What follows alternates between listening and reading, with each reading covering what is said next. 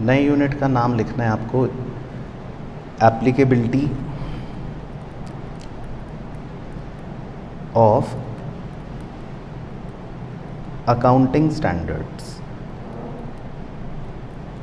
Applicability of accounting standards. तो देखो, पहले हमने इंट्रोडक्शन पढ़ा था कि क्या होते हैं, फिर हमने पढ़ा था फ्रेमवर्क कि कैसे बनाना है, क्या बनाना है, कैसे दिखाना है। अब ये वाला जो चैप्टर है छोटा सा, ये है एप्लीकेबिलिटी को लेकर। ये भी लगभग 4-5 नंबर का ही है, थ्योरी में ही आएगा। अब एप्लीकेबिलिटी का मतलब ये है कि भाई ये जो अकाउंटिंग स्टैंडर्ड्स हैं ये किन पर एप्लीकेबल है। अब यहाँ बाजू में ये जो पनवाड़ी की दुकान है, ये भी अकाउंटिंग स्टैंडर्ड्स फॉलो कर रहा है क्या अपनी अकाउंटिंग करने में, ये मुद्दा है ना। तो एप्लीकेबिलिटी का मतलब ये है कि ICAI ने नियम बना रखे हैं कि भाई अकाउंटिंग स्टैंडर्ड्स किन के लिए एप्लीकेबल होंगे और किन के लिए नहीं होंगे, है ना। तो उस पर ये पूरा बेसिकली चैप्टर है। तो इसमें हमें 3-4 मेजर पॉइंट्स कवर करने हैं। तो सबसे पहला जो हमारा पॉइंट है उसका नाम है, लिखते हैं,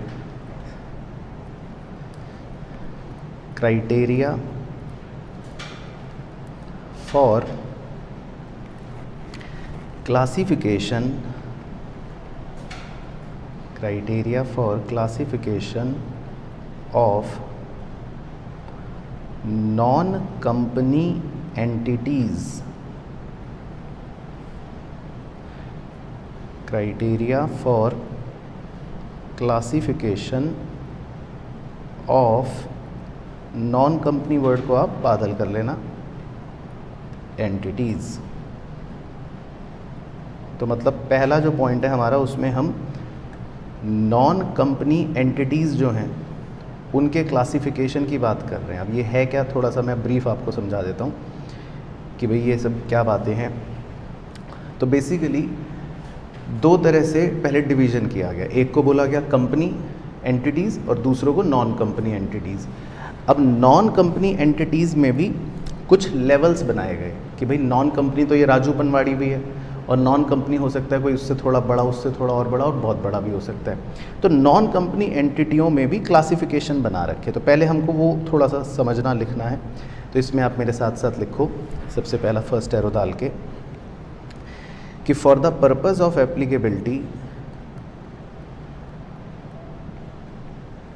for the purpose of applicability of AS, for the purpose of applicability of AS, comma, non-company entities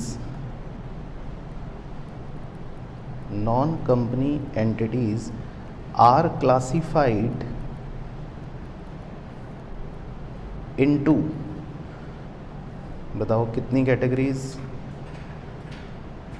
ये पता है आपको? 4 कैटेगरीज, ठीक है, 4 कैटेगरी। तो यहाँ पे 4 लिखना, इनटू 4 कैटेगरीज, डैश डाल के नाम लिख लेते हैं, मतलब ऐसी ABCD। ए का नाम है लेवल 1, बी का नाम है लेवल 2, सी का नाम है लेवल 3 और डी का नाम है लेवल 4। तो ये कितना सिंपल हो गया। तो नॉन कंपनी एंटिटीज़ को 4 कैटेगरीज में डिवाइड कर रखा है, लेवल 1, लेवल 2, लेवल 3 और लेवल 4। लेवल 1 के आगे डैश डाल के लिख लेना large size entities, large size entities, बड़ी। लेवल 2 में लिख लेना, बताओ क्या, मीडियम साइज एंटिटीज़।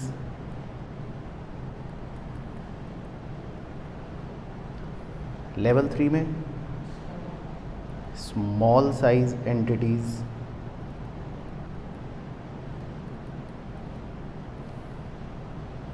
और लेवल 4 में माइक्रो एंटिटीज़। क्योंकि स्मॉल से भी छोटा अब क्या है, माइक्रो एंटिटीज़। ठीक है जी, माइक्रो एंटिटीज़।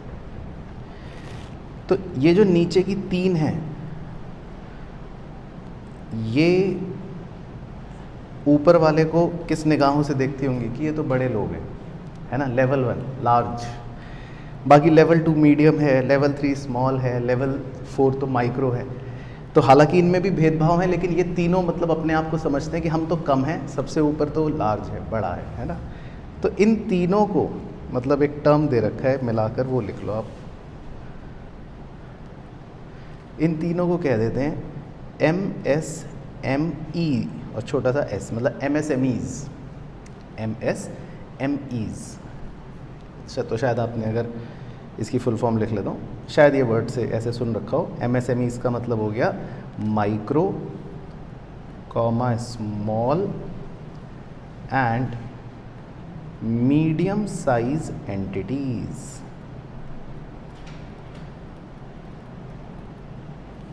तो मतलब नीचे की 3 को हम MSMEs कह देते हैं, और लेवल 1 तो लार्ज, बड़ी हो ही गई। तो ऐसे 4 क्राइटेरिया बना रखे हैं, ठीक है ना। अब मज़ेदार बात आपको सिंपल सी बताने के लिए अभी ख़त्म कर सकते हैं, वो ये है कि जितने भी अकाउंटिंग स्टैंडर्ड्स हैं, कितने हैं वैसे बताओ अभी? 27 है ना, 2 हटे हुए हैं, लेकिन 1 से 29 तक वैसे गिनती के अनुसार।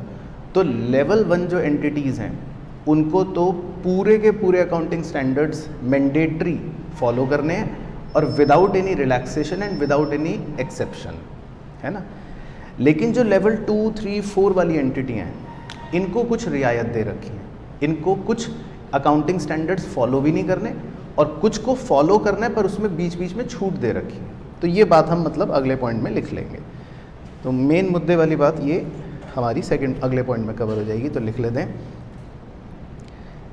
Level 1 entities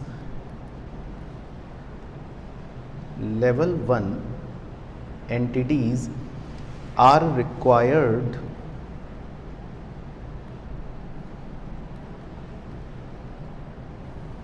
to comply in full with all accounting standards। तो comply in full को आप हाईलाइट कर लेना चाहें, और लेवल 1 को भी हाईलाइट कर लेना। तो आपको एकदम से नज़र आ जाएगा अच्छा कि भाई इसका मतलब लेवल 1 वाली जो हैं उन्हें तो सारे फुल फॉलो करने, सारा फॉलो करना, उनके लिए कुछ वो नहीं है। और अगले एरो में लिख लेते हैं, certain exemptions oblique relaxations have been provided to MSMEs। तो इसमें हम एग्जेम्पशंस रिलैक्सेशन को हाईलाइट कर लेते हैं और MSMEs को हाईलाइट कर लेते हैं। तो मतलब जो लेवल 2, लेवल 3, लेवल 4 वाली हैं MSMEs, मतलब समझ गए ना, लेवल 2, 3 और 4 वाली जो हैं उनको थोड़ी थोड़ी कुछ रियायतें हैं, थोड़े बहुत जगहों पर रिलैक्सेशन है कि चलो ये मत फॉलो करो, वो मत फॉलो करो, और मतलब इस तरह से कुछ कुछ जगह पर छूट दे रखी है। तो मतलब टेक्निकली आधा चैप्टर तो ख़त्म, यही है एप्लीकेबिलिटी, कि भाई किसके लिए क्या एप्लीकेबल है। लेकिन अभी आपको ये नहीं पता कि लार्ज किसे कहोगे, मीडियम किसे कहोगे, स्मॉल किसे कहोगे और माइक्रो किसे कहोगे। क्या पता है राजू पनवाड़ी जो है ये लार्ज हो, शक्ल पे नहीं लिखा, तो किसे लार्ज कहेंगे, किसे मीडियम कहेंगे, किसे स्मॉल कहेंगे। अब हमको ये लिखनी है बात। एप्लीकेबिलिटी तो खत्म हो गई, ये लाइन लिखते ही खत्म हो गई कि लेवल 1 को सब कुछ फॉलो करना है, 2, 3, 4 वालों को रिलैक्सेशन है कुछ कुछ जगहों पे। लेकिन हम 1 किसको कहेंगे, 2 किसको कहेंगे, 3 किसको कहेंगे और 4 किसको कहेंगे, अब ये ज़्यादा बड़ी बात हो गई। तो अगला मतलब जो पॉइंट है वो एरो डाल के उस पर इम्पोर्टेंट लिख लेते हैं। तो एक्चुअल में ये इम्पोर्टेंट ज़्यादा है बात। तो जो चैप्टर का मूल मुद्दा है वो कम इम्पॉर्टेंट है, लेकिन ये एग्ज़ाम के लिए ज़्यादा इम्पॉर्टेंट है कि लेवल 1 कौन, बड़ा कौन, छोटा कौन, मीडियम कौन, है ना। तो वो हम लिख लेते हैं। तो आप लिख लो पहले level 1 entities.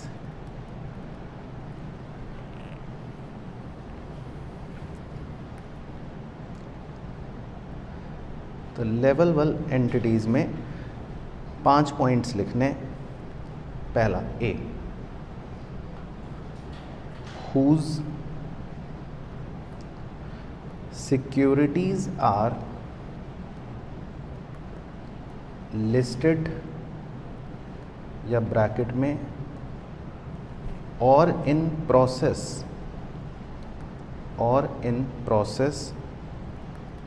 Of listing bracket close on any stock exchange. और ब्रैकेट में लिख लेना इन इंडिया और आउटसाइड। तो लो जी, तो पहला तो पॉइंट बन गया कि कोई भी ऐसी कंपनी जिसकी सिक्योरिटी अगर स्टॉक एक्सचेंज में लिस्ट हो गई या होने वाली है, चाहे भारत में चाहे किसी भी स्टॉक बाज़ार में, तो वो लेवल 1 मान ली जाएगी। दूसरा, बैंक्स कॉमा फाइनेंशियल इंस्टीट्यूशंस और इंश्योरेंस कंपनीज, ये सब तो पैसों के अंबार पर बैठी हुई हैं खुद ही। ये तो बड़े बड़े पैसों के मतलब पहाड़ पर बैठी हुई कंपनी है जो बैंक का काम कर रही हैं, फाइनेंशियल इंस्टीट्यूशंस हैं या इंश्योरेंस कंपनी है। तो इनके लिए तो पहले ही कह दे कि आप तो बड़े हो, तो ये भी लेवल 1 हो गई। ठीक है, उसके बाद सी पे आप स्टार लगा लेना। इस पर क्वेश्चन आता है, all entities comma whose turnover bracket में लिखना है excluding other income. PGB PVP तो पढ़ ही लिया होगा टैक्स में, तो अदर इनकम नहीं लेनी है ना, अदर इनकम नहीं लेनी। तो कोई भी एंटिटी जिसका टर्नओवर एक्सीड्स कितने करोड़, 250 करोड़, 250 करोड़ से ज़्यादा अगर टर्नओवर है तो ये हाईलाइट कर लेते हैं। तो कोई भी एंटिटी जिसका टर्नओवर एक्सीड्स 250 करोड़ इन इमीडिएटली प्रीसीडिंग अकाउंटिंग ईयर। पिछले साल जिसका भी टर्नओवर अगर 250 करोड़ को एक्सीड कर गया तो बस आप उसको कहोगे भाई तुम तो बड़े हो, लेवल 1। तो ये क्राइटेरिया है, इस पर क्वेश्चन मतलब पूछ लेता है। इसके बाद डी, ये भी इम्पॉर्टेंट है। और ध्यान रखना ये कंडीशन सारी म्यूचुअली एक्सक्लूसिव है, ऐसा नहीं कि पांचों होंगी तभी माना जाएगा। कोई भी एक कंडीशन फुलफिल होगी वो लेवल 1 हो जाएगा। तो इसी तरह डी कंडीशन है कि भाई all entities comma whose borrowings bracket में लिख लो चाहे इंक्लूडिंग पब्लिक डिपॉजिट्स, मतलब पब्लिक से भी अगर ले रखा है वो भी माना जाएगा। सारी borrowings including public deposits exceeds कितना, ₹50 करोड़, 50 करोड़ से ज़्यादा की अगर आपने बोरोइंग कर रखी है तो all entities whose borrowings exceeds ₹50 crore at any time during the immediately preceding accounting year. तो अगर पिछले साल किसी भी समय किसी भी क्षण आपकी बोरोइंग 50 करोड़ से ज़्यादा एक्सीड कर गई किसी भी क्षण, तो फिर आप क्या मान लिए जाओगे, बड़ी कंपनी, लेवल 1। तो ये दोनों क्राइटेरिया पर एग्जाम में क्वेश्चन पूछ लेते हैं। बाकी ई पॉइंट सिंपल है, वो कुछ भी नहीं है। ई पॉइंट है कि भाई holding and subsidiary company, holding and subsidiary company of any of the above. ऊपर वाली 4 कंपनियों में से कोई भी कंपनी की अगर होल्डिंग या सब्सिडरी कंपनी है तो फिर वो भी क्या मान ली जाएगी, बड़ी कंपनी मान ली। वो तो ऑब्वियसली भाई जिसका मतलब होल्डिंग कंपनी बड़ी है तो फिर आप भी बड़ी हो, सब्सिडरी बड़ी है तो आप भी बड़े हो, मतलब वो तो ऊपर की 4 मेन है, तो इन्हें हम मान लेंगे लेवल 1 एंटिटीज़, है ना। तो ये आपको याद रखना है। तो ये आपका 4 नंबर का थ्योरी क्वेश्चन भी पूछ सकता है आपसे डायरेक्ट कि लेवल 1 एंटिटीज़ कौन सी हैं, क्या कंडीशन है, या केस बेस दे देता है। वो कह देगा कि एक कंपनी थी, उसकी पिछले साल बोरोइंग थी 40 करोड़, तो बताओ ये कौन सी एंटिटी है और उस पर क्या एप्लीकेबिलिटी होगी, तो फिर हमको ये पता होना चाहिए, ठीक है ना। दूसरे हो गए अब जी, लार्ज के बाद अगले कौन, लेवल 2। अब मीडियम वाले, मीडियम किसे कहेंगे, तो लेवल 2 एंटिटीज़, इनके बारे में लिख लेते हैं।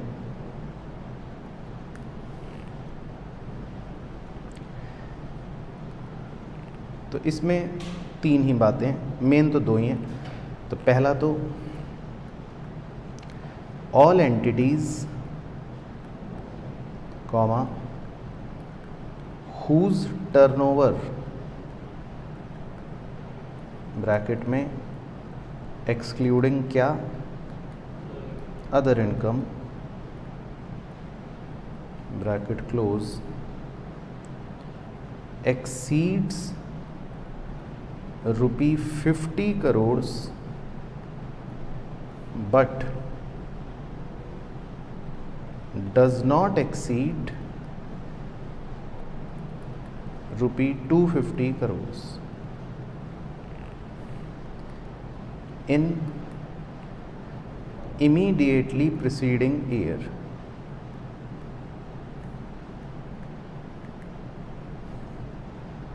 तो उसको कहेंगे कि भाई तुम मीडियम हो, है ना। तो मतलब सिंपल हो गया क्राइटेरिया। लेवल 1 वाली किसे मानेंगे, जिसका टर्नओवर 250 करोड़ से ज़्यादा है, लेकिन अगर किसी का 50 करोड़ से ज़्यादा है और 250 तक है तो वो लेवल 2 हो गई। तो क्राइटेरिया बन गया, स्लैब बन गया। और इसी तरह दूसरा पॉइंट जो है बी पॉइंट, वो बोरिंग्स को लेकर है कि भाई all entities comma whose borrowings bracket में including public deposits bracket close exceeds ₹10 crore, 10 crore से ज़्यादा, बट डज नॉट एक्सीड कितना, ₹50 करोड़। बस, तो ये स्लैब बन गया। एट एनी टाइम इन इमीडिएटली प्रीसीडिंग ईयर।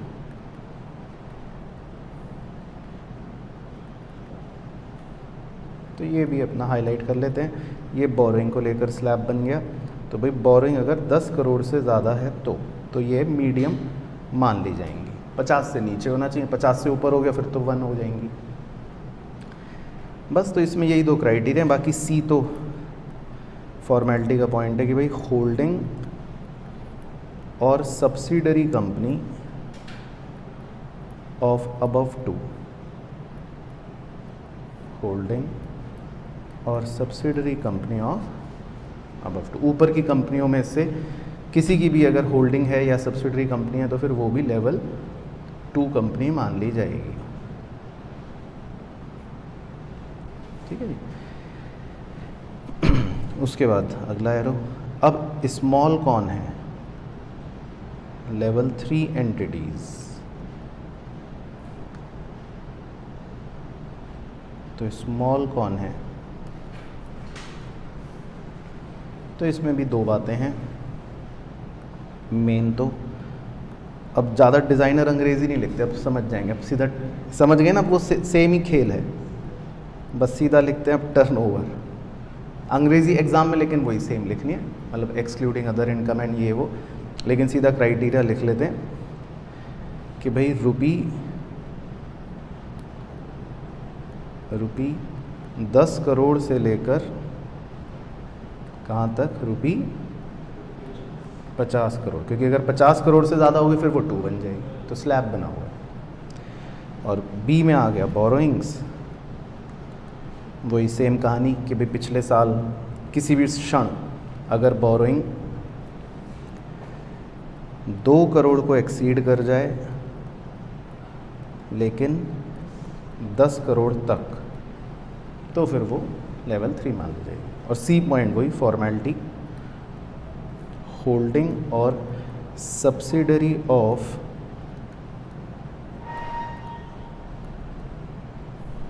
अबव 2, ऊपर वाली 2 में से किसी की भी अगर होल्डिंग या सब्सिडरी कंपनी है तो फिर वो भी एक तरह से क्या मान ली जाएगी, आपकी लेवल 3 एंटिटी मान ली जाएगी। ठीक है, सिंपल। और लास्ट सबसे आसान, लेवल 4 एंटिटीज़। तो लेवल 4 कौन सी, हाँ माइक्रो। तो माइक्रो किसको मानेंगे, मतलब उतनी भी जहमत नहीं समझी लॉ ने, those who are not level 1, 2 और 3, मतलब बस अब कोई भी, अब राजू पनवाड़ी हो चाहे कोई भी हो, सारे अपना इसमें आ गए लेवल 4 में।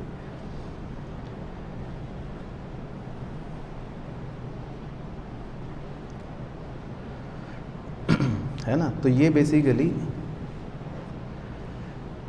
4 तरह की एंटिटियाँ हो गई। तो ये इस पे कभी कभी क्वेश्चन पूछ लेता है ना।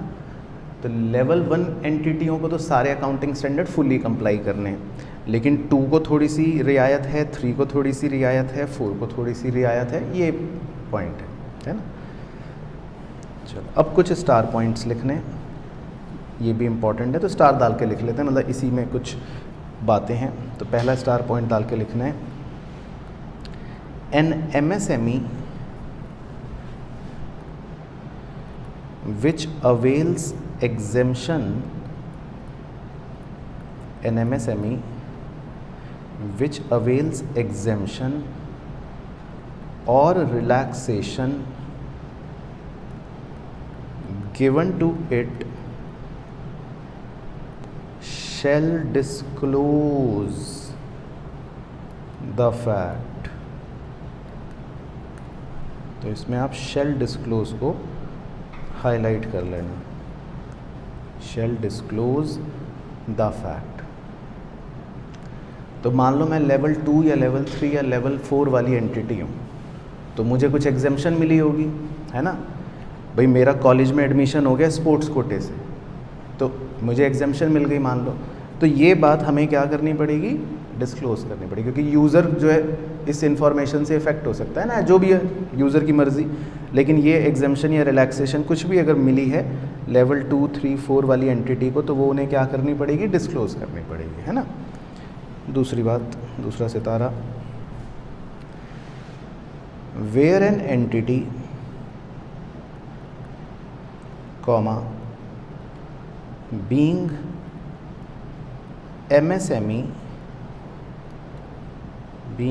MSME comma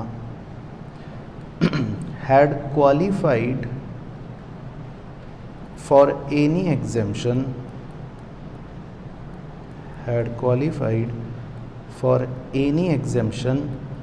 or relaxation previously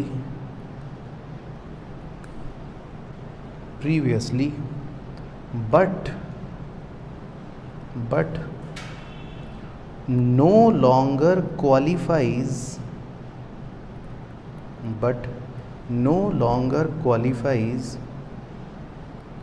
for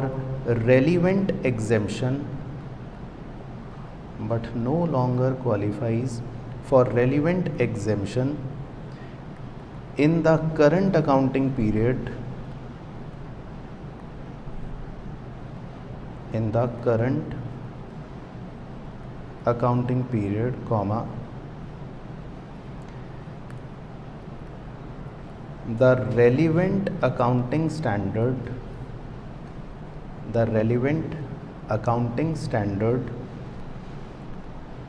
become applicable from the current period only. From the current period only. And the figures for corresponding period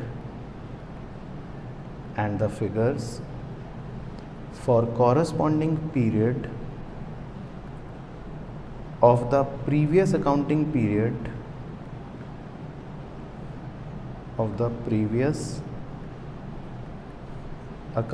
period need not to be revised. Need not to be revised. और इसी के आगे full stop. The fact that previous figures have not been revised, the fact that previous figures have not been revised shall also be disclosed. तो ये एक अच्छा point है, ये भी केस बेस क्वेश्चन की तरह पूछ लेता है, मतलब पहले आप लिखो फिर बताता हूँ।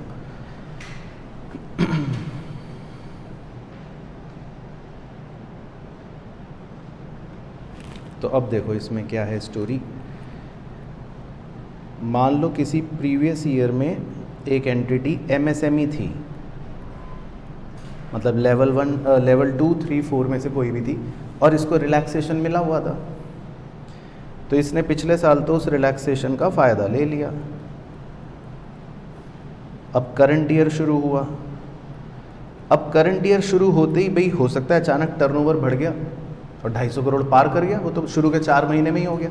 तो यहीं पे इन्हें पता लग गया कि अरे अब तो हम लेवल 1 में आ गए, है ना। यहाँ पे इन्हें पता लग गया अब तो हम लेवल 1 में आ गए। तो अब वही दे रहा है कि भाई अब क्या होगा। तो जैसे ही अब वो लेवल 1 में आ गए ना, तो बस अब आगे से इनके ऊपर, मतलब जब इस साल के खाते क्लोज होंगे, इस साल की बुक्स बनेंगी, तो उन पर फिर वो सारे एएस एप्लीकेबल होंगे, क्योंकि लेवल 1 पर तो सारे एएस एप्लीकेबल होते हैं, उन्हें तो कोई छूट नहीं मिलती। तो उनकी छूट जो है वो कैंसिल हो जाएगी, उनकी छूट कैंसिल हो जाएगी। अच्छा, अब इसमें फिर मुद्दा आता है कि भाई अब छूट अगर कैंसिल हुई तो हम क्या पिछले साल की जो हमने फिगर्स हैं, जो अकाउंटिंग कर रखी हैं, क्या हम उन्हें चेंज कर दें अब? तो आंसर है नहीं। तो वही बात वहाँ पे लिखी है कि भाई पिछले साल की फिगर्स को need not to be revised. आपको पिछले साल तो ठीक है, तब रिलैक्सेशन थी तो वो थी, तो आप चेंज नहीं करना, लेकिन हाँ ये बात डिस्क्लोज करनी है, लिख कर बतानी है कि हम पिछले साल की फिगर्स चेंज नहीं कर रहे, ताकि यूज़र समझ जाए। तो मतलब फुल डिस्क्लोजर प्रिंसिपल देख रहे हो ना कितनी जगह काम आ रहा है। तो यूज़र को ये बात बतानी ज़रूरी है कि देखो हमने पिछले साल की फिगर्स को ना चेंज नहीं करा। तो ये बात लास्ट में लिखी हुई है कि the fact that previous figures have not been revised shall also be disclosed. तो बस हम ये डिस्क्लोज कर देंगे कि हमने फिगर्स को चेंज नहीं करा। ये है पॉइंट, समझ आएगा ना। तो सिंपल पॉइंट है। अच्छा, अब इसका उल्टा भी हो सकता है। अगला सितारा, where an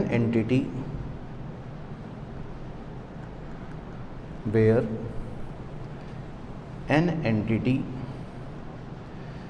has been covered in level 1, where an entity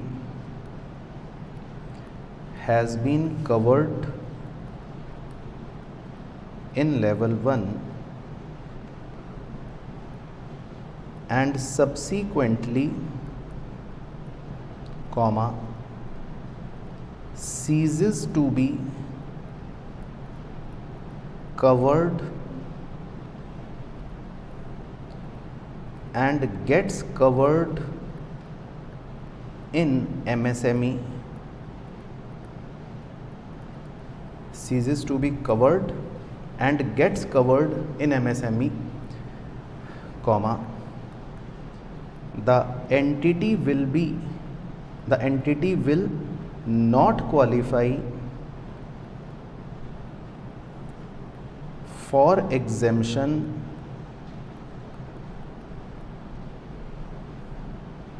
until the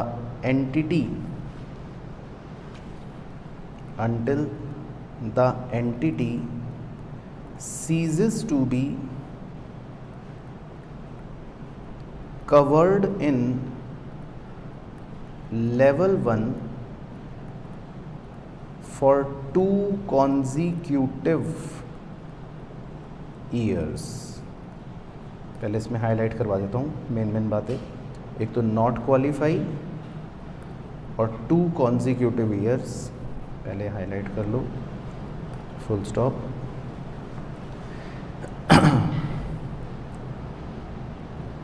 और आगे लिख लो सिमिलरली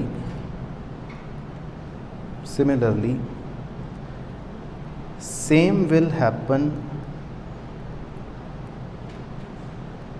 for level 2, फिर एरो डाल के लिख लेना लेवल 3 और एरो डाल के लिख लेना level 4।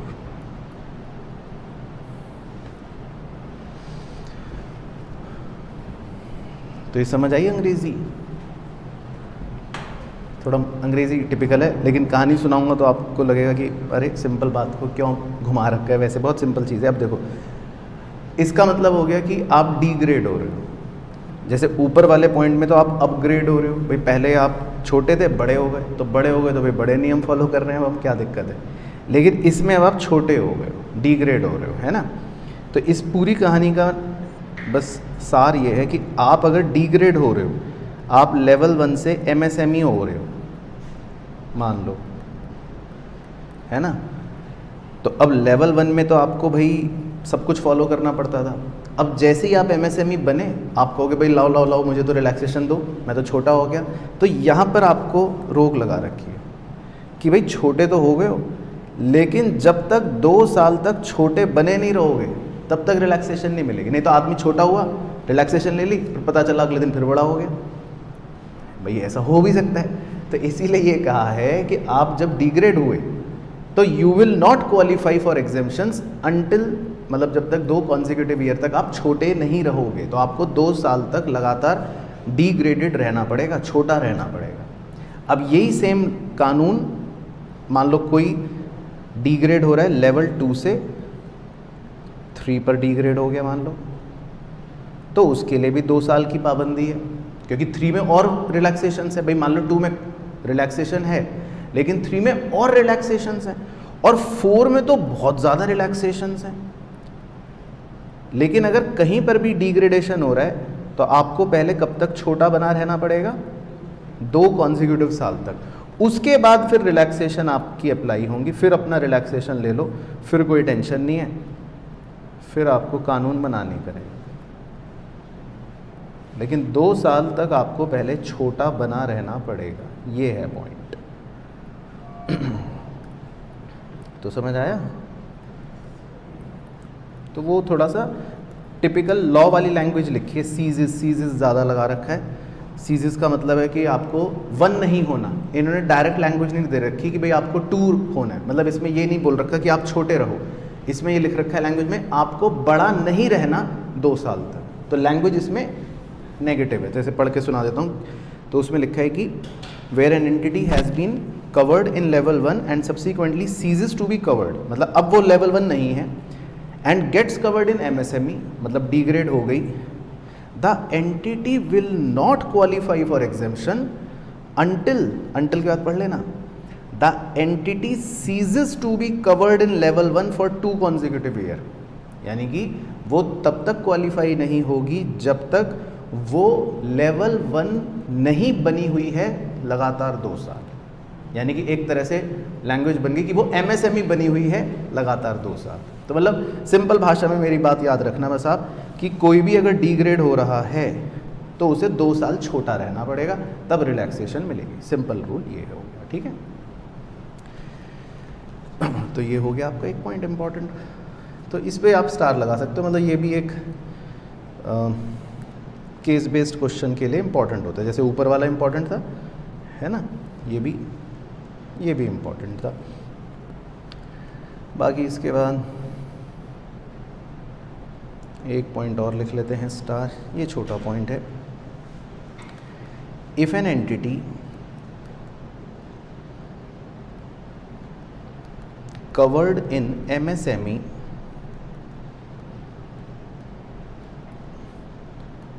opts not to avail the exemption,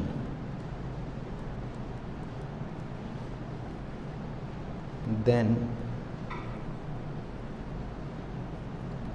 it shall क्या disclose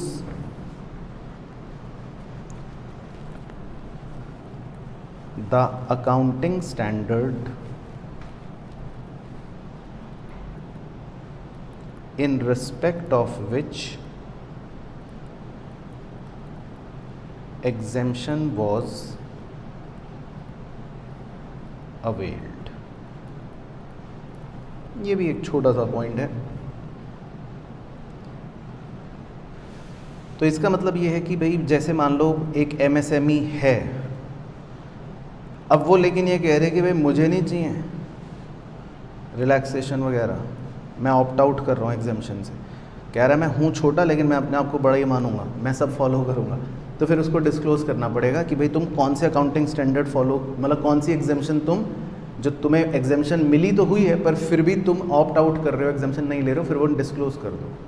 तो मतलब ये भी हो सकता है कि उल्टा हो रहा है कि एमएसएमई वैसे तो कवर्ड है वो एमएसएमई में, लेकिन वो opts not to avail the exemption, कि भाई कह रही है मैं एग्जेम्पशन नहीं लूँगी, तो फिर उसको वो बात भी डिस्क्लोज करनी पड़ेगी, है ना। तो ये तो एक सिंपल पॉइंट है।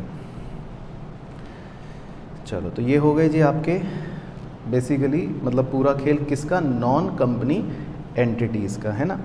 तो अब इसके नीचे मतलब एक वो बना सकते हैं कि भाई थोड़ा सा एक टैबुलर फॉर्मेट सा, कि कौन सी नॉन कंपनी एंटिटी को कौन सा एएस मतलब अप्लाई करना है और किसको किस में क्या रियायतें मिली हुई हैं। बाकी लेवल 1, 2, 3, 4 एंटिटी समझ गए कि कौन सी हैं, है ना। चलो, तो इसके नीचे एक टैबुलर फॉर्मेट सा बना लेते हैं छोटा सा, उसी से समझा दूंगा आपको।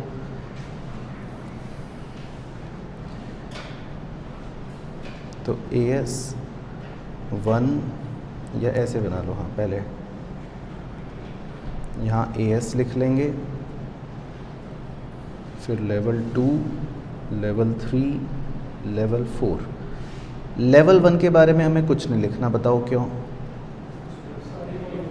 उन्हें तो सब कुछ करना है फुल एंटायरनिटी में, उन पर कोई रिलैक्सेशन कुछ एग्जेम्पशन नहीं, उन्हें तो सारे ही AS फॉलो करने, और वो भी फुल, कोई भी उसमें मतलब डिस्क्लोजर में कहीं पर कोई भी रिलैक्सेशन नहीं है। हाँ, इनमें थोड़ा बहुत है कि भाई रिलैक्सेशन है।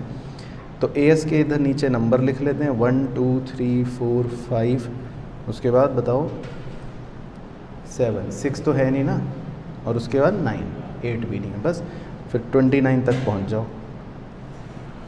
11, 12, 13, 14, 15, 16, 17, 18, 19, 20, 21, 22, 23, 24, 25, 26, 27, 28 और 29। तो इसका अपना फर्रा बना के ले जाना घर से, बाय चांस पूछ ले 4 नंबर का, तो पता होना चाहिए कि किस में किसको क्या अप्लाई करना है और क्या छूट है।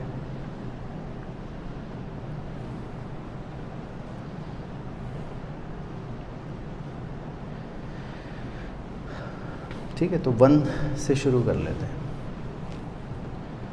टिक टिक टिक। तो टिक टिक टिक का मतलब कि पूरा अप्लाई करना है ना, तो बस सिंपल ऐसे ही कर लेंगे। फिर 2 में टिक टिक टिक। 3 क्रॉस क्रॉस क्रॉस, तो 3 को हाईलाइट कर लेते हैं तो अलग से चमक जाएगा, है ना। तो 3AS जो है कौन सा है? 3 कैश फ्लो स्टेटमेंट, याद है कैश फ्लो स्टेटमेंट 3। तो लो जी, इन्हें छुटमुंजों को cash flow statement accounting standard follow नहीं करना, इन्हें नहीं बनाना कैश फ्लो।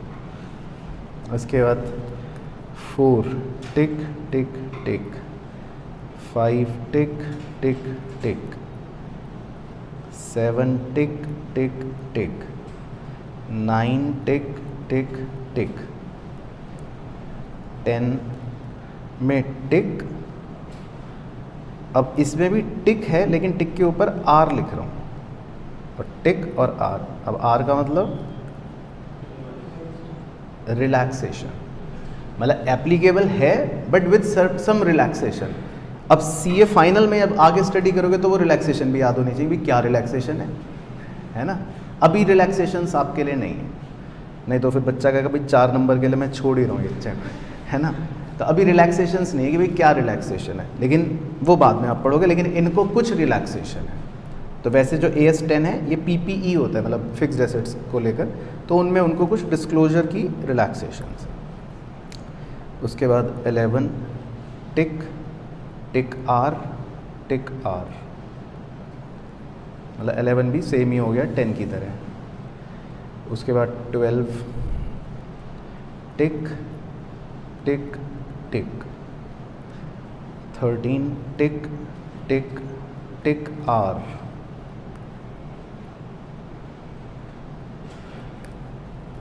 उसके बाद 14 टिक tick cross.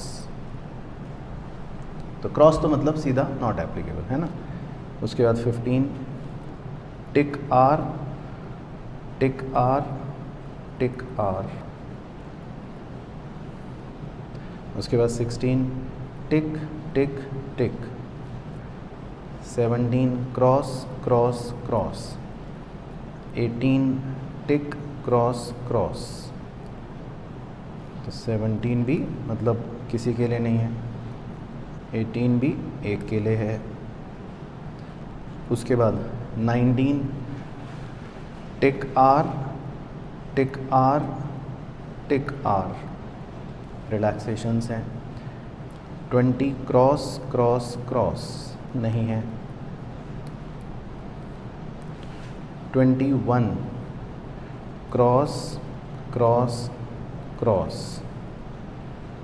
22 tick tick tick R, उसके बाद 23 क्रॉस क्रॉस क्रॉस, उसके बाद 24 tick cross cross, 25 cross cross cross, 26 tick tick tick R, 27 cross cross cross, 28 tick R cross, और 29 तीनों में tick R tick R tick R. तो cross वाले mainly highlight कर देता हूँ, जो भाई तीनों को ही नहीं करने, है ना। बाकी रिलैक्सेशंस जो हैं वो आर से मार्क हो गई। तो कुछ कुछ एएस के अंदर रिलैक्सेशंस हैं, ठीक है ना।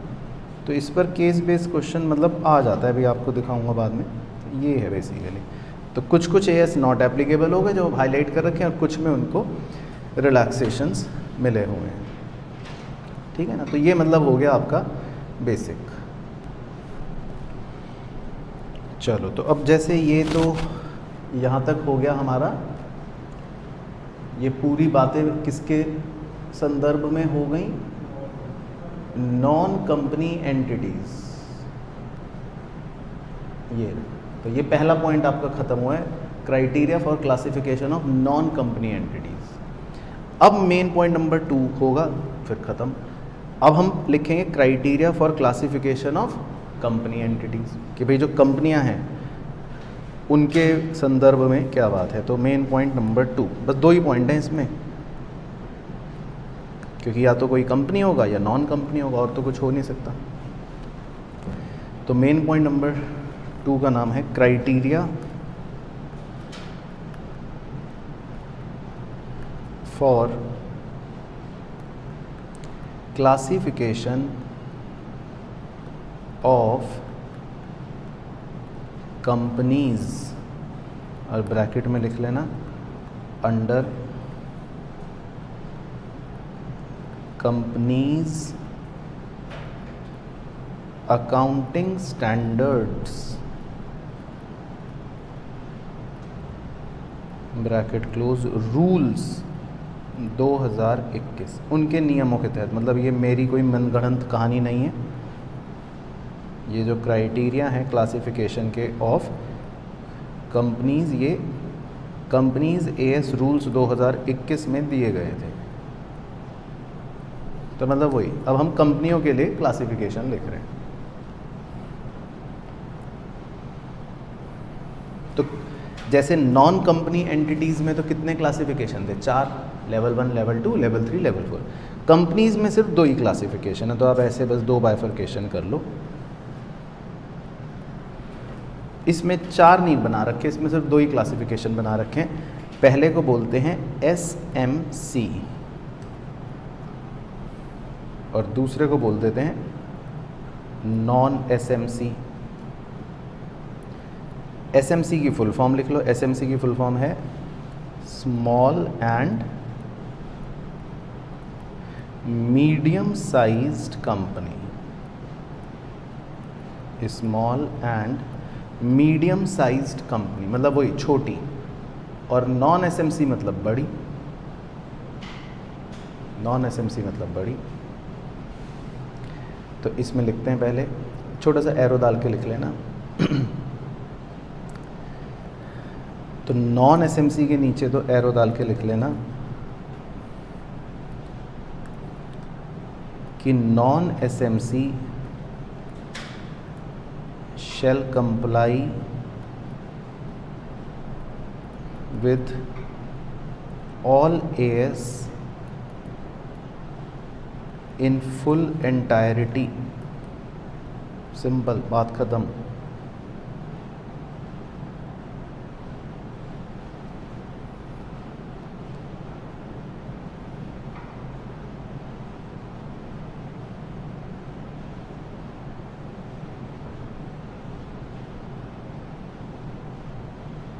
तो समझ गए, ये तो बड़ी हो गई, तो बड़ी वाले को तो वही सेम, मतलब लॉजिक दोनों में सेम ही चलेगा। इसमें भी जो नॉन कंपनी एंटिटीज़ के लिए था, और वो स्टार पॉइंट भी सारे सेम ही रहेंगे जब हम अभी आगे मतलब दिखाऊंगा, तो ये भी सब सेम रहेगा। मतलब यहाँ पर भी वही भेदभाव है, बड़ा छोटा, यहाँ पर भी वही भेदभाव कर रखा है, बड़ा छोटा।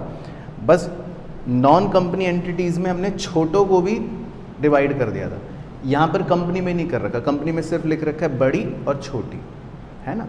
तो बड़ी कंपनियों के लिए तो सीधा सीधा है कि भाई आपको तो सारे एएस फुल एंटायरनिटी में फॉलो करने, मतलब कोई रिलैक्सेशन वगैरह नहीं है। और सिमिलरली एसएमसी के लिए आपको पता ही है कि क्या लिखोगे, इसमें कुछ बातें लिख लो कि भाई इन्हें कुछ रिलैक्सेशन मिल जाएंगी, तो वो लिख लेते हैं कि भाई इन्हें क्या रिलैक्सेशन मिल जाएंगी। तो AS3, AS17 नॉट एप्लीकेबल। तो 3 और 17 तो अब इनके लिए एप्लीकेबल ही नहीं है। एक तो ये भी बादल बना लो।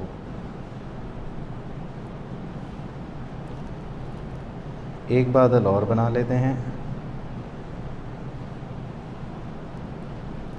इसमें बना लो रिलैक्सेशन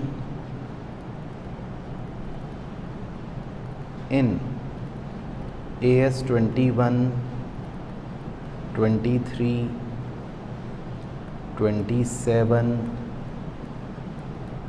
AS15, इसके अलावा 19, 20, 28 और 29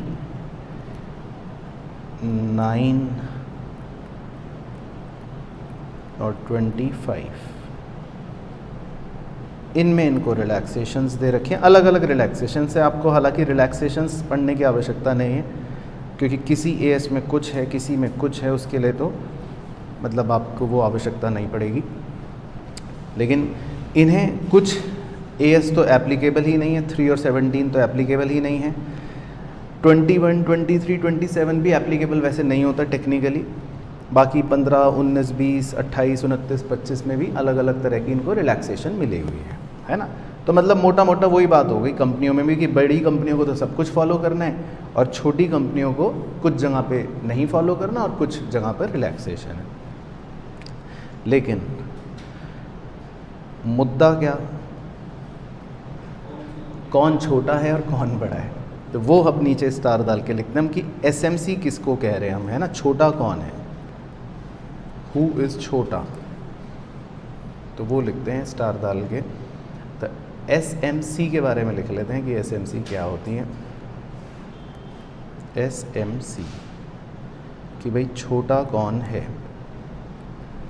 तो डैश डाल के लिखना। Number 1, whose equity or debt securities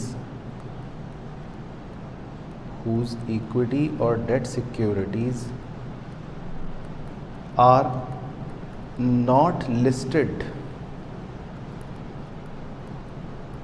in a stock exchange,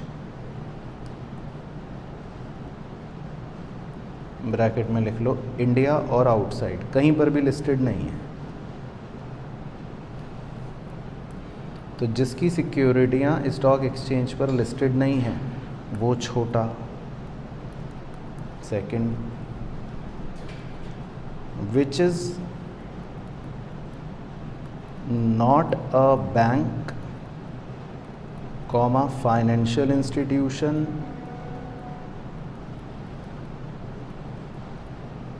और इंश्योरेंस कंपनी। जो बैंक ना हो, फाइनेंशियल इंस्टीट्यूशन ना हो, इंश्योरेंस कंपनी ना हो, वो छोटा।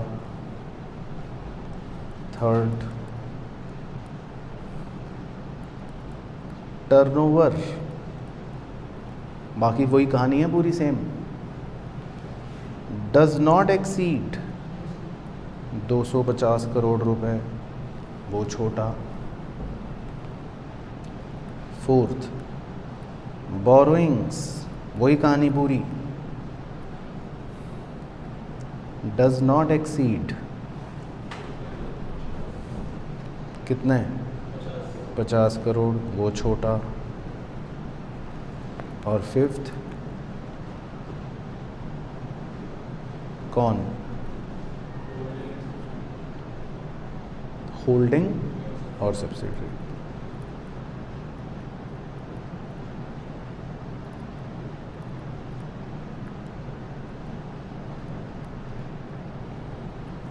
तो इसका मतलब छोटी कंपनी कौन, एक तरह से मतलब याद रखने के लिए वही सेम पांचों कंडीशन जो आपने नॉन कंपनी एंटिटी की लेवल 1 वाली कही थी। तो मतलब एक तरह से कहीं पर लॉ में कानूनन चेंज नहीं है, टेक्निकली समझ के सोचे तो नॉन कंपनी एंटिटियों में हमने कहा था कि भाई जिनके पास ये है वो बड़े हैं, तो एसएमसी में इसका उल्टा कर दे, भाई जिनके पास ये नहीं है वो छोटे हो गए। तो कंपनी में एसएमसी वही हो गए बेसिकली जिनके पास ये सब नहीं है, ठीक है। तो ये एसएमसी हो गए। और नॉन एसएमसी की परिभाषा, जो एसएमसी ना हो, वो भी लिख लो, बस एक लास्ट पॉइंट, बस ख़त्म कि भाई नॉन एसएमसी कौन, non SMC who is not SMC, बस जो छोटी ना हो तो वो बड़ी। तो इस तरह से डेफिनेशंस दे रखी हैं बेसिकली, ठीक है ना। तो ये मतलब आपका पूरा इसका कॉन्सेप्ट था, तो इसको आप क्लोज कर सकते हो।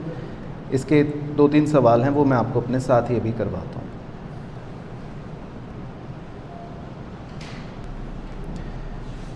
चलो तो सबसे पहले हम ये एक एग्जाम्पल है वो देख लेते हैं। Messrs Omega and company A partnership firm, ठीक है। अब जैसे ही आप एग्ज़ाम में ये बात देखो तो तुरंत अलर्ट हो जाओ कि इसका मतलब नॉन कंपनी एंटिटी का कार्यक्रम है। हैड टर्नओवर ऑफ 1.25 करोड़, ठीक है, excluding other income, and borrowing 0.95 crore in the previous year. तो पहले तो ये सोच के बताओ कि भाई ये नॉन कंपनी एंटिटी है तो कौन से लेवल वाली होगी? सबसे छोटी है, माइक्रो, लेवल 4, ठीक है।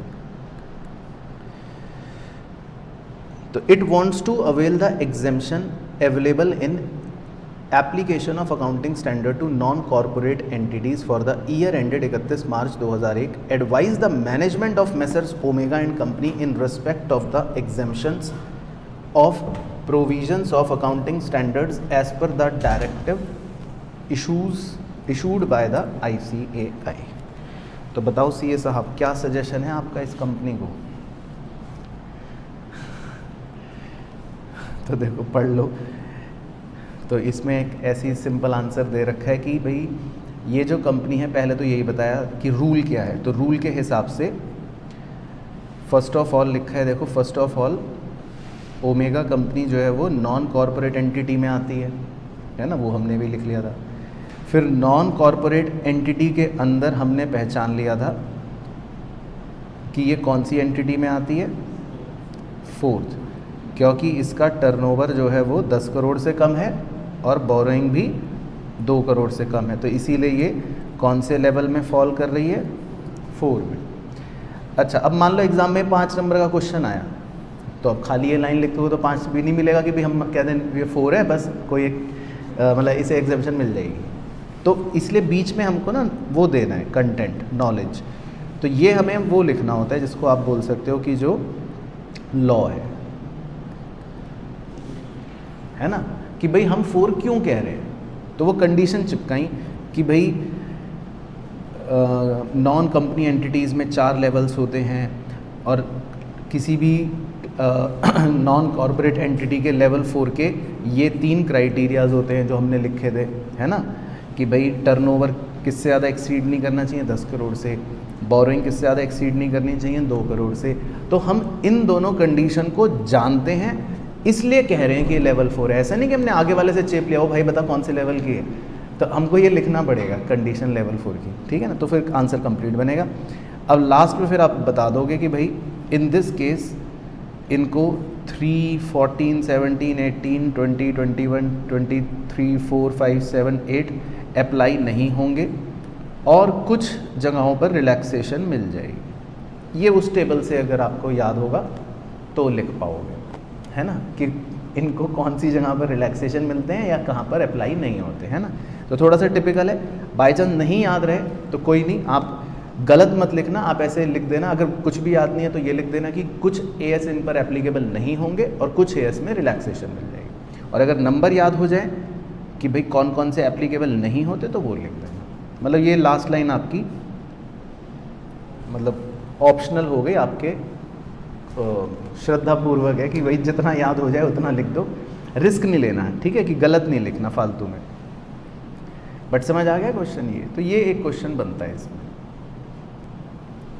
तो अब देखो, अब इसमें जो पहले थ्योरी क्वेश्चन दिखा देता हूँ, by chance direct theory question अगर एग्ज़ाम में पूछेगा तो क्या होगा वो एक बार देखते हैं। देखो इसमें लिखा है what are the issues with which accounting standards deal, ठीक है। अब ये देखो, ये बेसिकली इंट्रोडक्शन में से क्वेश्चन है, तो इसका आंसर मैं आपको दिखा देता हूँ। क्या है कि बाई चांस अगर ये क्वेश्चन पूछ लें तो क्या लिखना है, इसको आप होमवर्क में नोट भी कर सकते हो चाहे एक बार। मैं इसका आंसर आपको दिखाता हूँ। तो बिल्कुल चैप्टर के स्टार्टिंग के अंदर ना यहाँ पर एक बात जैसे ये दे रखी है कि भाई in assessing whether an accounting standard is applicable one must find correct answer to the following 3 question. कि does it apply to the enterprise concern, क्या ये अकाउंटिंग स्टैंडर्ड इस एंटरप्राइज को लगते हैं। दूसरा कि भाई does it apply to the financial statement concern, क्या इसके फाइनेंशियल स्टेटमेंट में मतलब ये हमें अप्लाई करने पड़ेंगे।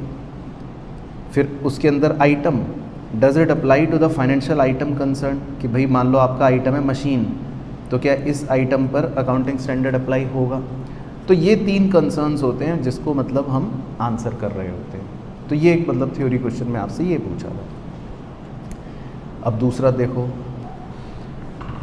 दूसरा थ्योरी क्वेश्चन में देखो लिखा है list the criteria to be applied for rating a non corporate entity as level 1 and level 2। तो इसमें आपको वो बातें चिपकानी है, नॉन कॉर्पोरेट एंटिटी की लेवल 1 होने के 5 पॉइंट्स थे और लेवल 2 होने के 3 पॉइंट्स थे, है ना, वो तो एज इट इज़ आ जाएगा। इसी तरह 3 में list the criteria to be applied for rating non corporate entity as level 4।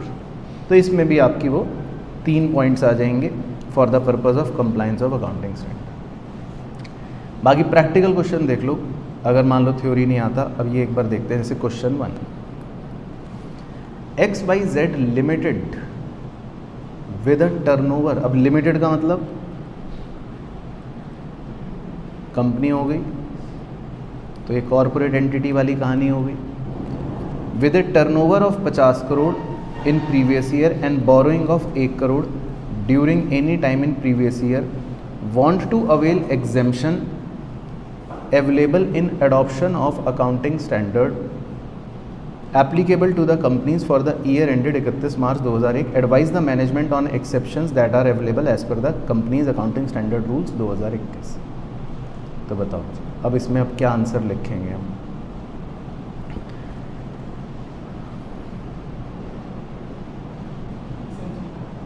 नहीं, उससे पहले, क्योंकि 5 नंबर का है ना, तो पहले तो ये बताओ कि क्या इसको एग्जेम्पशन मिलेगी कि नहीं मिलेगी। क्यों मिलेगी? हाँ, और बोरोइंग भी से कम है।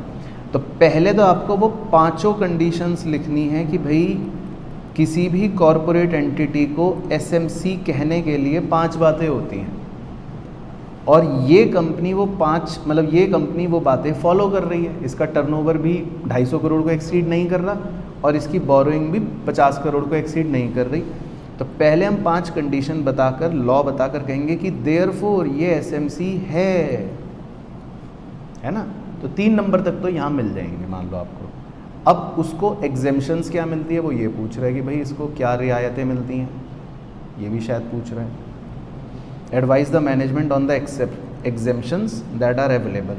तो इसमें वो लास्ट लाइन जो आपको लिखवाई थी वो लिख देना कि भाई 3 और 17 इनको फॉलो नहीं करना, बाकी 20, 21, 25 जो भी हैं इन सब में उनको रिलैक्सेशन मिल जाएगा बस। अच्छा, क्वेश्चन 2, एक company was classified as non SMC. ठीक है, तो एक कंपनी जो है वो कह रहे हैं कि नॉन एसएमसी की तरह क्लासीफाई हुई इन 2001-2। ठीक है, तो 2001-2 में ये बड़ी कंपनी थी। इन 2002-3 अगले वर्ष it has been classified as SMC. अब ये छोटी हो गई, इसका मतलब पहले ये बड़ी थी और अब छोटी हो गई, तो मतलब डी ग्रेड हो गई। इसका मतलब ये क्या थी, बड़ी थी, बड़ी से छोटी हो गई तो डी ग्रेड वाली कहानी हो गई। तो अब अड़ो आगे की लाइन बहुत इंपॉर्टेंट है। The management desires to avail the exemptions or relaxations for the SMC in 2002-3। Management कह रहा है अब हम छोटे हो गए, अब हमें आज ही से रिलैक्सेशन दे दो। समझ गए क्वेश्चन? हाउएवर, आगे लिखा है however the accountant of the company does not agree. तो मुंशी समझदार निकला। ये तो पहली बार ऐसा हो रहा है, मुंशी भी समझदार है। मुंशी कह रहा है कि नहीं, तो कमेंट आपसे कह रहा है कमेंट करो, तो क्या है आंसर? मुंशी सही कह रहा है ना, वेरी गुड। हाँ, 2 साल ये मैं पूछ रहा था। तो जब डिग्रेड होते हैं तो कितने वर्ष तक करना है अपने को? 2 साल। हाँ, तो देखो आंसर 2 में कि भाई as per the company's accounting standard rule ये कहानी। तो अंटिल द कंपनी रिमेन्स छोटी फॉर 2 कॉन्जिक्यूटिव अकाउंटिंग पीरियड। जब तक आप 2 साल तक लगातार छोटे बने नहीं रहोगे तब तक एग्जेम्पशंस नहीं मिलेंगी। तो therefore management of the company can not avail the exemptions, है ना। तो क्लियर हो गया? तो बस इसमें वैसे यही क्वेश्चन थे। तो 2 अपना हो ही गया, 1 भी देखो अपना हो गया, और थ्योरी में ये दोनों भी हमारे हो गए। बस 1 आप चाहे एक बार लिख सकते हो एज होमवर्क नोट्स में, तो ये भी बाय चांस क्वेश्चन आएगा तो आपके पास रहेगा। जैसे accounting standard deal with the issues पूछ रहा है, तो इसमें हालांकि वो वाले इश्यूज दे रखे हैं, तो यही लिख लेना आप आंसर में कि भाई रिकॉग्निशन, मेजरमेंट, प्रेजेंटेशन और डिस्क्लोजर। ये हालांकि हमने इंट्रोडक्शन वाले में लिखा था, तो ये यहाँ पर पूछ रहा है क्वेश्चन कि अकाउंटिंग स्टैंडर्ड किन चीज़ों में डील करेगा, क्या इश्यूज़ क्या हैं। तो वही 4 इश्यूज़ हैं बेसिकली जो हमने वैसे ही इंट्रोडक्शन में कवर करे। ठीक है, तो समझ आ गया पूरा। चलो, तो बस यही था पूरा, तो ख़त्म हो गई कहानी इसकी। चलो डन।